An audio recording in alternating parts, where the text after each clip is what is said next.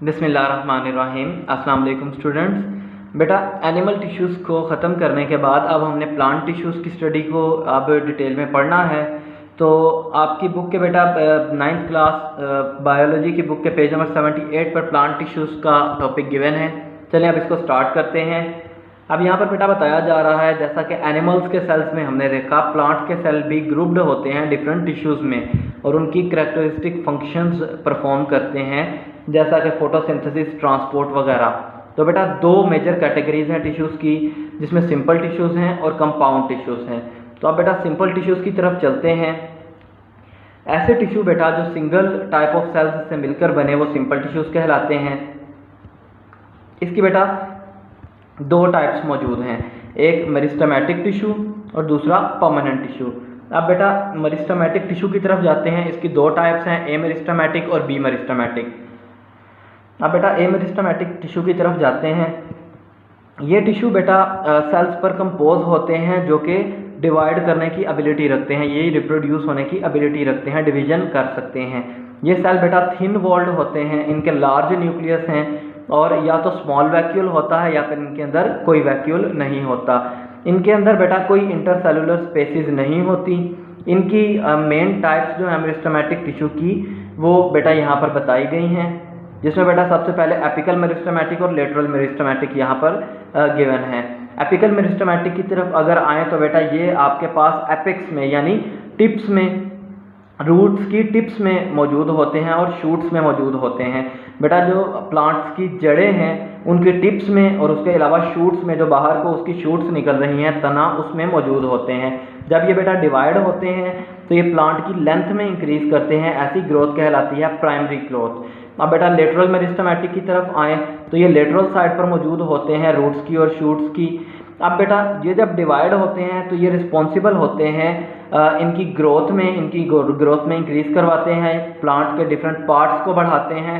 ये ग्रोथ बेटा कहलाती है सेकेंडरी ग्रोथ। अब ये बेटा बेसिकली दो टाइप्स के होते हैं फर्दर, वेस्कुलर कैम्बियम और कॉक कैम्बियम।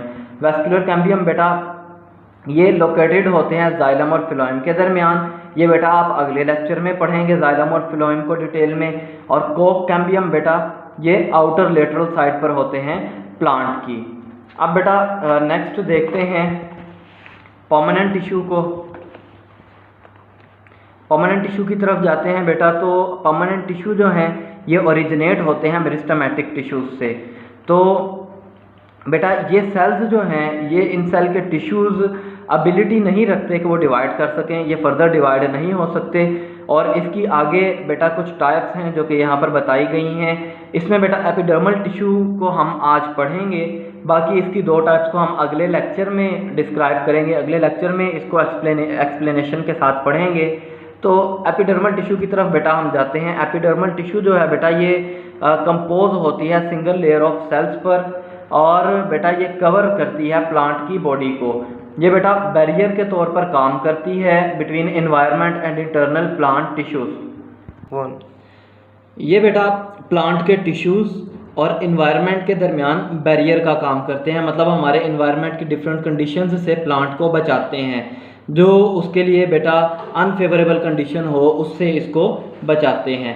अब बेटा रूट्स में ये रिस्पॉन्सिबल होते हैं एब्जॉर्प्शन ऑफ वाटर के लिए, एब्जॉर्प्शन ऑफ मिनरल के लिए। और स्टेम्स और लीव्स में बेटा ये क्यूटिन को सिक्रीट करते हैं। क्यूटिन बेटा कोटिंग होती है, कोटिंग जो है बेटा क्यूटिन की ये क्यूटिकल कहलाती है, जो कि इवेपोरेशन से रोकते हैं, प्लांट के अंदर से वाटर लॉस को रोकते हैं। तो बेटा एपिडर्मल टिश्यू जो है ये बेसिकली कुछ स्पेशलाइज्ड स्ट्रक्चर होते हैं जो कि स्पेसिफिक फंक्शंस को परफॉर्म करते हैं। For example root hairs, stomata वगैरह। रूट हेयर्स में बेटा एब्जॉर्प्शन होनी है वाटर वगैरह की, और स्टोमेटा में से बेटा movement of molecule, gaseous exchange वगैरह होना है लीव्स में। तो बेटा होपफुली यहाँ तक आपको अंडरस्टैंडिंग हो गई होगी। अपना बेटा डेली रूटीन का काम डेली घर पर करें। इस लेक्चर्स पर बेटा, इन लेक्चर्स पर, इन चैप्टर्स पर जो कि आपके ऑनलाइन स्टडी में हो रहे हैं, इन पर बेटा अपनी ग्रिप करें, इनको घर पर टेस्ट दें, इनके लेक्चर्स बेटा रेगुलर रूटीन में सुनें और अपना फीडबैक ज़रूर दें। Thank you.